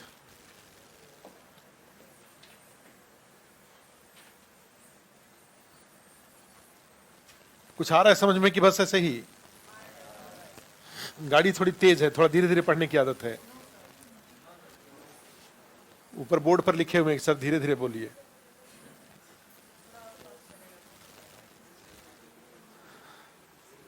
क्या लिखे? ये इसका उद्देश्य क्या था मॉनेटरी पॉलिसी में? मुद्रास्फीति या महंगाई को कंट्रोल करना। ठीक है, क्या मतलब है मुद्रास्फीति, महंगाई या इसको कंट्रोल करना? देखो क्या होता है मॉनेटरी पॉलिसी में है कि मान लो जैसे 10 यूनिट मान लो सामान है मार्केट में जो अभी सामान है, और मार्केट में 100 रुपया है। ऐसा ही होता है भाई। आज के डेट में बार्टर सिस्टम तो कहीं नहीं होता है ना। आजकल तो जमाना बहुत ज्यादा भौतिकवादी हो गया है। एक हाथ से दो, दूसरे हाथ से यही हो गया है ना सामान। कोई भाईचारे वाली बात नहीं है, लेन देन वाला बिल्कुल परफेक्ट हिसाब किताब। तो जहां जो कुछ भी ट्रांजेक्शन हो रहा है सब कैश इन्वॉल्व है सब जगह। तो और जहां कैश इन्वॉल्व नहीं है वहां इकोनॉमिक एक्टिविटीज काफी स्लो है। जिस समाज में कैश नहीं है उस समाज में या तो लेन देन नहीं हो रहा है, या तो फिर अगर मान लो वस्तु, अगर बार्टर सिस्टम कुछ कहीं कहीं हो भी रहा तो बार्टर सिस्टम से आप कितने दूर तक ट्रांजेक्शन कर पाएंगे? भाई कोई दरवाजे पे आएगा तब तो अनाज उठा के दे देंगे। क्लियर है? तो बहुत छोटे स्तर पे होगा। तो करेंसी की अवेलेबिलिटी का होना बहुत इंपॉर्टेंट है, चाहे वो बैंक से लोन के रूप में हो या आपके इनकम के रूप में हो। रेट ऑफ इंटरेस्ट कम रहेगा तो लोग बहुत सारे लोन लेकर के लेन देन करेंगे। भाई मान लो 6% ब्याज पे लोन लेकर के काम करेंगे साल का, भाई 16-17% कमाएंगे उससे। तो लोन लेकर के काम करना खराब नहीं होता है, बशर्ते क्या होना चाहिए, वो जो लोन लिया है उसका प्रोडक्टिव, उत्पादक उपयोग होना चाहिए। अगर किसी ने 6% 5% पे कोई लोन लेकर के, वो जो फटफट सेवा है या जिसको उड़ान अब लिखा रहता है, मुख्यमंत्री ग्रामीण वाहन योजना, कुछ इस तरह की योजना है। अगर मतलब 6% पे लेके आप उस गांव में उसको चलाते हैं गाड़ी को, और उससे आप पैसे कमा रहे हैं, तो ये 6% ब्याज पर लोन लेना खराब नहीं हुआ। एक आदमी को एम्प्लॉयमेंट मिला, कितने सारे लोग अपने टारगेट पे से आ रहे हैं जा रहे हैं। उस गाड़ी के मेंटेनेंस में कुछ लोगों की जरूरत पड़ेगी, उस आदमी को प्रॉफिट होगा, उससे वो दूसरी गाड़ी, तीसरी गाड़ी, इस तरह की चीजें सब हो जाएंगी। तो वो लोन लेना खराब नहीं है। तो उसमें क्या हुआ कि ये 100 मान लो 10 है, 100 है, तो 1 यूनिट का प्राइस कितना हुआ? 10। अब आरबीआई द्वारा बिना उत्पादन बढ़े अगर 100 रुपया नया छाप करके बाजार में डाल दिया जाए,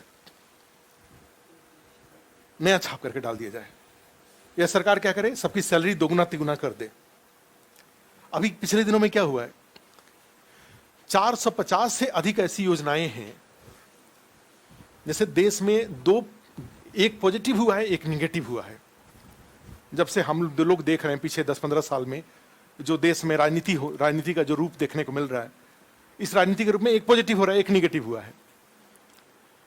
एक पॉजिटिव हुआ है कि अब हर सरकार इस बात पे फोकस कर रही है कि लोगों को बेनिफिट मिले, पहले जो गरीबी हटाओ का नारा इंदिरा गांधी का दिया हुआ नारा है, और तब से लालू जी का पूरा शासन गरीबी हटाओ में रह गया, और पता चला कि उनकी अपनी गरीबी तो दूर हुई, लेकिन लोगों की गरीबी दूर। आश्चर्यजनक रूप से उनके शासन में गरीबों की संख्या दिनों दिन क्या होती गई? गरीबों की संख्या दिनों दिन बढ़ती चली गई। ठीक है, तो ये जो गरीबी हटाओ स्लोगन था ना, ये बड़ी पुराना इंदिरा गांधी के जमाने का स्लोगन था। लेकिन अब आपने देखा होगा पिछले सालों में कि ये jam Trinity, Jan Dhan Aadhaar mobile और DBT direct benefit transfer P Chidambaram का शुरू किया हुआ है। 2013 में शुरू हुआ था। बाद में सेंट्रल गवर्नमेंट ने, राज्य सरकारों ने अपनी सारी योजनाओं को डीबीटी से जोड़ दिया, डायरेक्ट बेनिफिट ट्रांसफर। और उसका क्या हो रहा है? ये सब्सिडी की राशि, स्कॉलरशिप की राशि, ओल्ड एज पेंशन, जो भी हो रहा है सब लोगों के पास सीधे पहुंच रहा है। अब रिवर्स करप्शन चल रहा है। रिवर्स करप्शन मतलब क्या है? शौचालय योजना का 12,000 आपके खाते में ही जाएगा, अब 2,000 आप दे दीजिए तो खाते में 10,000 जाएगा। लेकिन अगर आप अड़ जाए कि नहीं हम नहीं देंगे 2,000, तो आप नहीं मत दीजिए। ठीक है, वहां भी बहुत सारे सुविधाएं सब मिल गई हैं। तो एक पॉजिटिव अभी ये हुआ है कि चाहे कोई भी केंद्र सरकार हो, चाहे राज्य सरकार हो, चाहे उड़ीसा में जाएंगे तो सबसे ज्यादा ये चीज, नवीन पटनायक 20 साल से मुख्यमंत्री हैं, उसके पीछे रीजन यही है। तो अब एक पॉजिटिव ये हुआ है कि गरीबों के पास जो सरकारी योजनाओं का लाभ है वो गरीबों के पास पहुंच रहा है, और जो पहुंचाएगा उसी को वोट मिलेगा, नहीं तो अदलते बदलते रहेंगे। 5 साल हमने इमोशनली वोट दे दिया, अगर आपने लाभ हमारे पास तक नहीं पहुंचाया तो अगली बार हम वोट नहीं देंगे। एक ये पॉजिटिव हुआ है। और एक निगेटिव ये हुआ है कि ये फ्री वाला जो सिस्टम है ये दिनों दिन क्या होता जा रहा है? बढ़ते जा रहा है। और ये फ्री वाली चीजों के दिनों दिन बढ़ते जाने का नुकसान ये होगा कि ये कैश बढ़ जाएगा, ये उतना रहेगा नहीं। तो उसका परिणाम क्या होगा? महंगाई बढ़ जाएगी। जो राहुल गांधी बोलते हैं, चाहे कई जगह पे बोला जा रहा है कि हर आदमी के, हर महिलाओं के खाते में हम 5,000 देंगे, हर माने कई सारे सब पॉलिटिकल पार्टीज में। अब इसमें सेंट्रल गवर्नमेंट, इसमें सुप्रीम कोर्ट को ही इंटरफेयर करना पड़ेगा तभी जाकर के। जैसे जाति धर्म सूचक किसी भी सेंटेंस को आप चुनाव में उपयोग नहीं कर सकते हैं। अगर ऐसा करेंगे तो जीतने के बाद भी आपका चुनाव रद्द हो जाएगा, अगर अपोनेंट ने कोई प्रूफ के साथ कंप्लेन कर दिया तो। इसे देखें, किसी के मंच पर आपको कोई रिलीजियस या कोई जातिगत अपील, धार्मिक अपील करते हुए नहीं दिखेंगे। दबे भाव से कुछ कहीं कहीं लोग करते हैं। मॉडल कोड ऑफ कंडक्ट के अगेंस्ट है ये, और उस पर आपकी सदस्यता चुनने के बाद खत्म हो जाती है। ठीक है, तो उसी तरह से इसमें क्या हुआ, ये आने वाले दिनों में चुनाव सुधारों के तहत ये जो मुफ्त वाली जो घोषणाएं की, जो माने एक तरह से क्या लगी हुई है, होड़ लगी हुई है। अब नया एक होड़ पैदा हुआ कि पता चला कि ये पेंशन, नई पुरानी पेंशन योजना को दोबारा बहाल करना। अब ये पता नहीं रेट्रोस्पेक्टिव है कि पॉजिटिव। अब ये भाई चुनाव जीतना सबको चाहिए, लोगों को सारे, सबके साथ दिक्कत ये है कि भाई हमारे लिए सरकार ने बजट आया तो सबने ये पूछा कि भाई हमारे लिए इसमें क्या है, जबकि पूछना क्या चाहिए कि भाई देश के लिए इसमें क्या है, हम क्या दे रहे हैं, ये सब चीजें। तो उसमें आता है इसका सारा ये जो फ्रीबीज है, इसका सबसे बड़ा नुकसान देखो क्या होगा, ये कैश बढ़ जाएगा इकोनॉमी में, ऑलरेडी बढ़ गया है भाई। जो प्रधानमंत्री किसान सम्मान निधि का जो 2-2 हजार रुपए जा रहा है, साल में 6,000 जा रहा है, वो तो जमीन पर ही जा रहा है ना। वो उस तरह से ओल्ड एज पेंशन, स्कॉलरशिप, ये सारे पैसे तो जमीन पे जा रहे हैं। पहले क्या होता था, वो ऊपर से लेकर नीचे तक जाता था, रास्ते में ही लीक कर जाता था। और लीक करके क्या होता था, वो टमाटर की मांग नहीं बढ़ाता था। वो चूंकि वो पैसा लीक किया, किसी बाबू के यहाँ आया, ऑफिसर के यहाँ आया, नेताजी के यहाँ आया, और वो स्विट्जरलैंड चला गया, यहाँ चला गया, वहां चला गया, शहरों में ही रह गया, वो टमाटर और दाल के ऊपर नहीं जाता था। आज के डेट में क्या हो रहा है, ये सारे पैसे जो जमीन पे जा रहे हैं, वो जमीन पे जाकर क्या क्या किस चीज का डिमांड बढ़ा रहे हैं, वो टमाटर का, दाल का, घी का, तेल का। क्योंकि किसी के पास जब पैसा आता है तो पहला पैसा वो कहाँ खर्च करता है, अपने खान पान पर खर्च करता है। ये नियम है ये।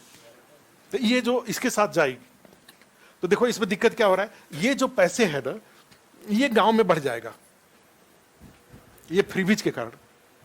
तो अगर ये मान लो 10 यूनिट था, 100 रुपये था, तो क्या था 10 रुपया। अब बिना उत्पादन बढ़े हुए 100 रुपया और आ गया, तो ये कितना हो जाएगा 200। 1 यूनिट का प्राइस कितना हो गया 20 रुपया। तो इस 100 रुपए के जाने से क्या फायदा हुआ? 100 रुपए के जाने से कोई फायदा? तो ये जो फ्रीबीज वाली जो बाढ़ आई हुई है, इससे ऐसा नहीं है कि गरीबों का भला होने वाला है। कोई गरीबों का भला होने वाला नहीं है। जो टमाटर 10 रुपए मिलता था वो टमाटर 20 रुपए मिलना शुरू हो गया है। जब क्या करना चाहिए, वो जो 10 रुपया आप 300 रुपया मनरेगा में मजदूरी दे रहे, आप कई बार काम के बदले अनाज दीजिए, मुफ्त का अनाज मत दीजिए। लेकिन शासन में आने की तेजी इतनी ज्यादा है आज के डेट में कि पूरा तिजोरी अब आ गए। तो चुनाव आएगा तो चुनाव में क्या करेंगे मुख्यमंत्री जी? कई बार कई पार्टियां ऐसी कहेंगे कि भाई हमारे सरकार हमारी बनाई है, हम जो तिजोरी क्या करेंगे आपके लिए खोल देंगे, जब जितना जरूरत हो आकर के वहां से निकाल ली जाइए, बस खाली बटन। ठीक है, तो ये होने वाला है आने वाले दिनों में। तो ये टोटल कंसेप्ट है, ये जो फ्रीबीज जा रहे हैं। तो अब अब यहाँ पे आरबीआई का काम क्या होता है? आरबीआई द्वारा कभी भी बिना उत्पादन बढ़ाए हुए ये नहीं भेजा जाता है। सरकारें ये भेज देंगी, आरबीआई के द्वारा नहीं भेजा जाता है। अगर मान लो सब भेज ही चला ही गया है तो ये क्या होगा? यहाँ पे इन्फ्लेशन 100% है। भाई जो सामान 10 का मिलता था 20 का मिल रहा है, तो इन्फ्लेशन कितनी है? 100% हो गया। तो आरबीआई द्वारा क्या किया जाएगा? ब्याज दर को, अपने रेट ऑफ इंटरेस्ट को बढ़ा दिया जाएगा, जिससे कि ये मार्केट से ये 100 रुपया वापस हो जाए, हट जाए।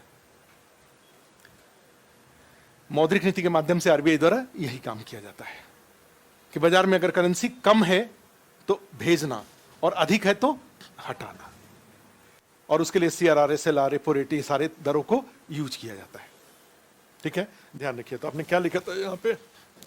क्या लिखे थे? To control inflation. इसमें लिख लो, और फिजिकल पॉलिसी में लिखो, व्यय के माध्यम से, आर्थिक व्यय के माध्यम से विकास को बढ़ावा। To promote development. क्योंकि डेवलपमेंट में दोनों है, आर्थिक, सामाजिक। टू प्रमोट इकोनॉमिक डेवलपमेंट और टू प्रमोट सोशल डेवलपमेंट।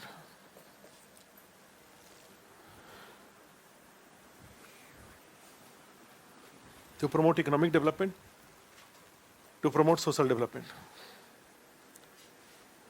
ठीक है, तो देखो अभी जैसे क्या हुआ, अभी जैसे पिछले दिनों में जाएंगे तो पिछले दिनों में देश में एक माहौल बना हुआ है, गरीब देवता गरीब देवता गरीब देवता का। गरीब देवता का जो पैसे जा रहे हैं, तो टैक्स में जाएंगे तो टीवी के ऊपर 28% जीएसटी है। 1 लाख रुपए का टीवी है तो उसके ऊपर 28,000 रुपये टैक्स है। किसी पे 18, कोचिंग के फी के ऊपर 18% जीएसटी है। ठीक है, तो ये सारे, तो यहीं से सारा पैसा कलेक्ट करके और कहां जा रहा है? गरीब देवता लोगों के पास जा रहा है। इनकम टैक्स 30% इनकम टैक्स है। जहां 10 लाख के ऊपर हुआ इनकम, और आज के डेट में 10 लाख के ऊपर इनकम होना बड़ी बात नहीं है, 30% टैक्स तो देश में। और ये कर चोरी के बढ़ने का एक प्रमुख कारण भी है। भाई इतना टैक्स रेट रहेगा, लेकिन समस्या यह है कि सरकार की, और कहा जाता है कि अभी तक जो देश में जो डेवलपमेंटल मॉडल था वो जीडीपी ग्रोथ कराना और उससे लाभ का छन छन करके नीचे की ओर जाना। नहीं समझे? ये जो जीडीपी ग्रोथ आप पढ़ते हैं 7%, 6%, 5%, 8%, तो कहा जाता है कि ये 10% होगा, 11% होगा, 12%। जीडीपी ग्रोथ का मतलब क्या हुआ? कृषि में नया उत्पादन जो बढ़ा, उद्योग में नया उत्पादन जो पिछले साल की तुलना में इस साल बढ़ा, सेवा क्षेत्र में जो नया उत्पादन बढ़ा, बैंक में, शेयर बाजार में, टूरिज्म में, इंडस्ट्री में, एग्रीकल्चर वगैरह में, सब जो नया उत्पादन बढ़ा है, उस बढ़े हुए को ही क्या कहा जाता है? GDP growth. पिछले साल 100 रुपया था, इस साल अगर तीनों से जो नया उत्पादन 10 रुपया एक्स्ट्रा, वो 100 रुपया तो रहेगा ही, 10 रुपया और, तो ग्रोथ कितना होगा? 10%। तो एक सोच इकोनॉमी में यह कहता है कि 10% जीडीपी ग्रोथ अगर होगा, जितना ज्यादा नया उत्पादन होगा उतना ही देश में गरीबी कम होगी। एक सोच ये कहता है। एक दूसरा सोच ये कहता है कि ये जो जीडीपी ग्रोथ है वो केवल अमीरों से जुड़ा हुआ है। ये हवाई जहाज का business, steel industries, banking, tourism, share market, ये इनसे जुड़ा हुआ है। ये इसका आम लोग जो देश में 80 करोड़ जनसंख्या है उससे इसका कोई प्रत्यक्ष संबंध नहीं है। उसका कहना यह होता है, इस विचारधारा का कहना यह है कि ये जो जीडीपी ग्रोथ होगा उसका लाभ छन छन करके क्या होगा, रिक्शे वाले के पास भी आएगा जरूर। वो जो हवाई जहाज का जो पायलट है वो जो अपने घर से जब एयरपोर्ट से निकलेगा तो उबर में आएगा, वो तो उबर के ड्राइवर के पास कुछ पैसा पहुंच गया, उसकी सैलरी बढ़ी तो उसका एक पार्ट उस उबर वाले के पास पहुंचा। घर पे आया तो उसके घर में काम करने वाले 2-3 लोग अब इन्वॉल्व हैं, तो उसकी सैलरी का कुछ पार्ट किसके पास पहुंचा, इनके पास पहुंचा। कुछ पार्ट सब्जी वालों के पास पहुंचा, कुछ के पास पहुंचा, एसी मेंटेनेंस वाले के पास पहुंचा। तो इसको कहा जाता है कि ये चीज सब इतने सारे लोगों को फायदा इसलिए हुआ क्योंकि पायलट की सैलरी बढ़ी। तो ये एक सोच ये कहता है कि जीडीपी ग्रोथ का लाभ छन छन करके किसके पास पहुंचता है, गरीबों के पास भी पहुंचता है, और इस तरीके से देश गरीबी से बाहर निकलेगा। और ये पीछे 70 साल से हो रहा है और देश से गरीबी नहीं जा रही है। और दूसरा तरीका, इसमें दूसरा तरीका यह है कि सीधे इन गरीबों पर ही हिट करिए। भाई गरीबों पर हिट करने का मतलब क्या हुआ, भाई गरीब की क्या जरूरत है, उसका आवास, शौचालय, बिजली, माने जो जिन चीज सुविधाओं को एंजॉय करके मध्यम वर्ग अपने आप को मध्यम वर्ग कहता है या बेटर लाइफ एंजॉय करता है और उससे गरीब वंचित है, उसको वो सारी सुविधाएं सरकार दे, क्योंकि वो खुद ये सब पाने में सक्षम नहीं है। क्या क्या, आवास, शौचालय, बिजली, उसके बच्चे की अच्छी क्वालिटी एजुकेशन, हेल्थ, नहीं ये सारी चीजें, अनाज, इन चीजों से अगर उसको फ्री कर देंगे तब जो वो कमाएगा तो अपनी क्वालिटी ऑफ लाइफ को बेटर करेगा। अभी जो वो कमा रहे हैं वो सारा अपने अनाज में, एजुकेशन में, हेल्थ में, इन्हीं सब चीजों में उसके पैसे खर्च हो जा रहे हैं और वो ऊपर की तरफ उठ ही नहीं पा रहा है। और जब तक इस 80 करोड़ लोगों को आप इनके जीवन स्तर में सुधार नहीं करेंगे तब तक ओवरऑल ये भारत का जो नक्शा है वो नक्शे को सुधारा नहीं जा सकता। एक गुड़गांव को दिखा करके गुड़गांव को एंजॉय करना ये एक अच्छा माने सोच है ये, लेकिन उस गुड़गांव के चमकने से वो जो नत्था है, वो नहीं, आमिर खान का एक पिक्चर था पिपली लाइव, पिपली गांव, आपने पता नहीं देखा है कि नहीं देखा है, तो उस नत्था को भी डेवलप करना पड़ेगा तब गुड़गांव का। और अभी पिछले दिनों में जो सरकार का मेन फोकस है वो यहीं पर सरकार हिट कर रही है। कई विचारधारा कहता है कि नहीं ये गलत है, इतने सारे लोगों को मुफ्त का देने से ये 35 केजी अनाज, ये मुफ्त का बिजली, ये मुफ्त का शौचालय, मुफ्त का घर, ये मुफ्त का क्या होता है। तो एक सोच ये कहता है कि ये गलत है, जीडीपी ग्रोथ का लाभ छद के ज्यादा देना चाहिए। और दूसरी सोच कहता है कि नहीं, वो जीडीपी ग्रोथ जहां है वहां रहने दीजिए, पहले क्या करिए, ये जो 80 करोड़ लोग हैं इन 80 करोड़ लोगों को आप पहले इनको एक डिसेंट लाइफ दीजिए, मानवीय गरिमा के साथ जीने का इनको अधिकार दीजिए, और उसके बाद देखिए। और सबसे अच्छी बात क्या है, इनको ये सारी सुविधाएं अगर आप दे देते हैं तब जो इनका अपना इनकम होगा उस इनकम से वो कपड़ा खरीदेंगे, उससे सरकार को जीएसटी मिलेगा, ये साबुन खरीदेंगे उससे सरकार को जीएसटी मिलेगा, कहीं घूमने जाएंगे उससे सरकार को टैक्स मिलेगा। तो सरकार ने जो पैसे इनको दिया है उल्टा दूसरे तरीके से घूम करके, और इतनी बड़ी जनसंख्या जब इकोनॉमी में कंज्यूमर के रूप में काम करेंगी तो देश में मांग की कोई कमी नहीं रह जाएगी। और आज जो पता चला कि भारत जो सीधे जो फॉरेन पॉलिसी में जाएंगे, रसिया ने यूक्रेन पर हमला किया और सबने कहा कि भारत को निंदा करनी चाहिए, और भारत ने कहा कि नहीं, हम कोई निंदा नहीं करेंगे, हम अपना इंटरेस्ट देखेंगे, जहां हमारा इंटरेस्ट है वो काम हम करेंगे। और उसके बावजूद जो भारत को ऐसा कहने वाले लोग हैं वो सब भारत पर्यटन करने के लिए आ रहे हैं। ये अपने आप में क्या है, ये मोदी जी का स्ट्रेंथ है? नहीं, ये किसका स्ट्रेंथ है? ये इतनी बड़ी जो हमारी कंज्यूमर है, इतनी बड़ी जो जनसंख्या है, जो डिमांड है, वो डिमांड का सम्मान है ये। और डिमांड कैसे होगा फिर? डिमांड होगा कि आप ये 80 करोड़ लोगों की परचेजिंग पावर को क्या करिए, बढ़ाइए, तब जाकर के होगा। इसको पूरा कर लो, क्या लिखे, एक लाइन और। एक लाइन और। क्या लिखे मुद्रा, इसमें क्या लिखे थे मौद्रिक नीति में? मुद्रास्फीति को या महंगाई को नियंत्रित करना, ठीक है, ये लिखे थे। आगे लिख दीजिए, गरीबी को कम करना, टू मिनिमाइज पॉवर्टी, मौद्रिक नीति में, हाँ मॉनेटरी पॉलिसी में, गरीबी को कम करना। उसी के नीचे लिख दीजिए, इसी में, ब्याज दर को कम करके, थ्रू रिड्यूसिंग इंटरेस्ट रेट।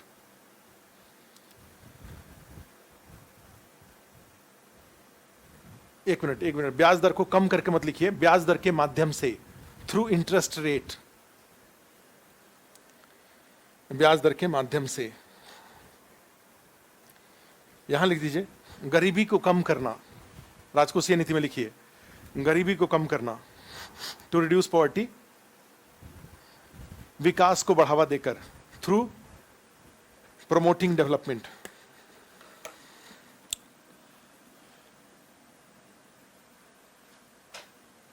अब एक हेडिंग डाल के छोड़ दीजिए, मौद्रिक नीति।